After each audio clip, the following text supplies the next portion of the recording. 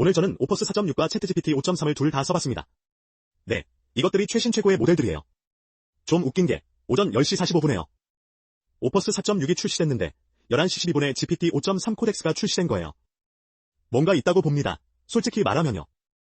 샘 알트만이 좀 질투하는 것 같아요. 다리오가 그 광고를 만든 것 때문에 좀 화가 난 거죠. 자기가 놀림당하는 게 별로 기분이 좋지 않았나 봐요. 어쨌든 여기까지 왔습니다. 어쨌든 저는 두 모델로 똑같은 애플리케이션을 만들어봤어요. 보시다시피 여기 이 멋진 애플리케이션, 그리고 여기 이 멋진 애플리케이션이 있습니다. 어떻게 했냐면 제스S를 받아서 60프레임 터미널 애플리케이션을 만드는 제스스 트랜스포머를 요청했어요. 번호로 렌더링하고 트랜스포머는 러스트로 작성해서 제스S를 자바스크립트로 변환하는 거죠. 한 모듈 리로딩도 포함해서요. 두 모델 모두에 여러 번의 프롬프트를 넣어야 했어요. 하지만 같은 초기 프롬프트를 넣고 플랜 모드로 실행했습니다. GPT는 추가 질문을 몇 개 했고 그것도 처리했어요. 오퍼스는 질문을 하나만 했고 그것도 처리했습니다. 그리고 이후 후속 답변들은 모두 정확히 같은 순서로 진행했어요. 같은 작업을 시켰죠. 최대한 공정한 테스트를 한 거예요. 그리고 이게 뭐죠? 클로드가 여기에 뭘 그린 거예요? 이게 뭡니까? 이걸 어떻게 해야 할지 모르겠어요? 황당하네요. 자, 그래서 실제 결과는 어땠을까요? 먼저 챗GPT 5.3은 실제로 잘 해냈습니다. JSX를 실제로 만들었어요. 실제로 컴파일도 되고요. 꽤 많은 기능이 있었습니다. 한 모듈 리로딩은 안 됐지만요. 하지만 여기 들어와서 이걸 간단히 수정할 수 있어요. 다시 저장하고 다시 실행하면 화면이 움직이는 걸 볼 수 있어요. 꽤 인상적이에요. 상당히 만족스럽습니다. 오퍼스한테도 이것에 대해 물어봤어요. 이렇게 물었죠. 오퍼스야, 챗GPT 5.3은 어떻게 한 것 같아? 그랬더니 이렇게 답하더라고요. 문법에서 좀 꼼수를 썼네요. 진짜 제스스라기보다는 DSL에 가까운 걸 만들었다고요. 또 한 가지 말씀드리자면 그래도 꽤 창의적인 접근이었어요. 왜냐하면 JSX 툴링에서 자바스크립트 생태계 전체를 우회했거든요. 그래서 제가 뭐라고 했냐면 야, 그거 똑똑하다. 네, 툴링을 위한 자바스크립트 생태계를 우회한 거죠.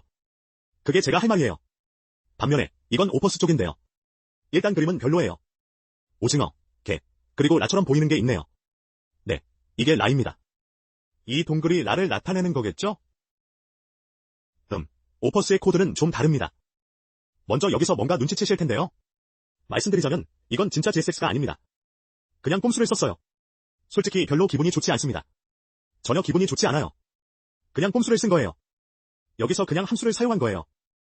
이건 컴파일된 코드가 아닙니다. 이건 그냥 실제 실행 코드예요. 하지만 반대로 한 모듈 리로딩은 실제로 작동하게 만들었어요. 그래서 몇 가지 면에서는 오퍼스가 좀 더 나았어요. 하지만 JSX를 안 쓴 건 별로 마음에 안 들어요. 또 흥미로운 점이 있어요. 오퍼스는 이걸 만드는데 자바스크립트 코드가 엄청 많이 필요했는데 챗GPT는 약 1000줄의 자바스크립트만 쓴 거예요. 게다가 챗GPT 쪽은 실제로 작동하는 JSS 파우서를 러스트 코드 520줄로 만들었어요.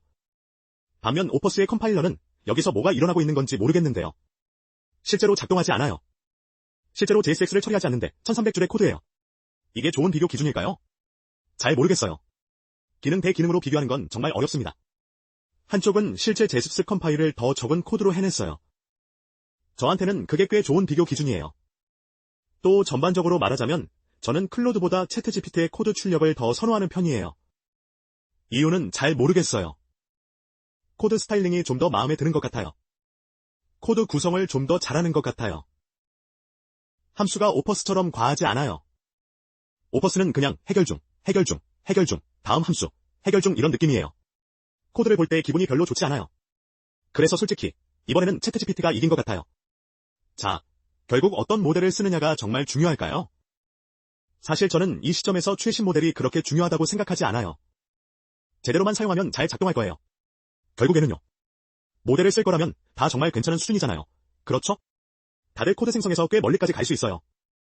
결국 좋은 코드를 만드는 건 여러분에게 달려 있습니다. 예전이나 지금이나 똑같아요. 변한 건 없어요.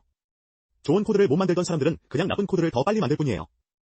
좋은 코드를 만들던 사람들은 계속 좋은 코드를 만들고 속도가 크게 바뀌진 않아요. 약간의 향상 정도죠. 왜냐하면 좋은 코드를 만드는 건 정말 어렵기 때문이에요. 4.5 대 4.6이냐, 5.1 코덱스 대 5.3 코덱스냐 하는 건요? 별로 중요하지 않을 거라고 생각해요. 결국 자기가 뭘 하는지 알고 꾸준히 연습하고 반복하고 경험을 쌓고 열심히 노력하면요. 자기 기술에 정말 열심히 매진하면 어떤 모델을 쓰든 만족할 거라고 생각해요. 그게 이 영상의 진짜 핵심이라고 생각합니다. 그리고 모델 업체들이 이렇게 치열하게 경쟁하는 이유도 그거라고 봐요. 하나가 개선하면 다른 쪽도 따라가야 하니까요. 사람들을 붙잡아둘 게 없잖아요. 그렇죠? 그냥 이 모델이 좋다, 저 모델이 좋다 하는 거예요. 솔직히 큰 이유 중 하나는 사람들이 한 모델에서 좋은 경험을 하면 이게 최고야 하게 되는 거예요. 그러고는 묘한 감정적 애착으로 한동안 쭉 쓰다가 뭔가 마음에 안 드는 일이 생기면 다른 걸 써보는 거죠. 그러다 그게 또 잘 되면요. 아니, 이게 내 새로운 최애야 하게 되는 거예요. 이걸 말씀드리는 이유는 앞으로 며칠간 벤치마크가 쏟아질 텐데요. 솔직히 이 시점에서 그게 중요한지도 모르겠어요. 하루에 1만 5천 줄의 코드를 생산하고 있잖아요. 그게 정말 중요할까요? 전혀 중요하지 않을 수도 있다고 생각해요. 왜냐하면 제가 이런 이론이 있거든요. 자, 이제 좀 독특한 이론 시간입니다. 프로그래머의 실력을 X라고 해볼게요. 자, 이 X값에 대한 독특한 부분이 있어요. 이게 0에서 1 사이인지 잘 모르겠어요. 마이너스 1에서 1 사이일 수도 있다고 생각해요. 어떤 엔지니어들은 여러분도 아시겠지만요. 어떤 엔지니어들이 뭔가를 만들면 나중에 그걸 되돌리는데 더 많은 시간과 노력이 드는 경우가 있잖아요. 그래서 AI는 더하기가 아니라 곱하기에 가깝다고 생각해요. 플러스 5처럼 그만큼 나아지는 게 아니에요. 마이너스 0.5인 사람을 4.5로 만들어주지 않는다는 거죠. 이 숫자가 뭘 의미하든 간에요. 아니, 곱하기에 가까워요. 마이너스 0.1인 개발자가 있다고 해볼게요. 기능은 만들지만 기술 부채가 따라오는 사람이요.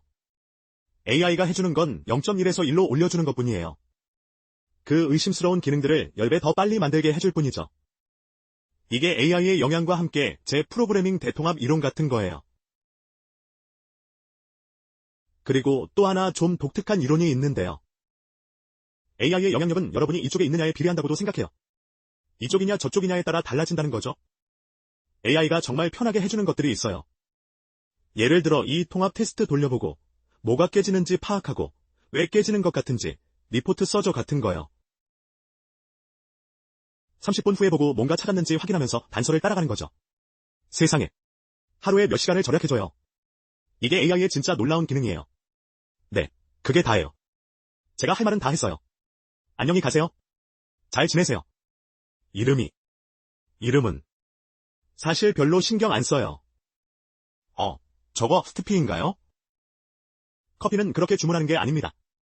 우리는 SSH 터미널로 커피를 주문해요. 진짜 경험을 원하세요? 진짜 커피를 원하세요?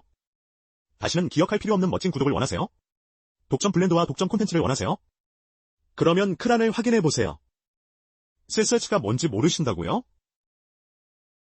그러면 이 커피는 당신에게 안 맞을 수도 있어요. 꿈 같은 삶이네요.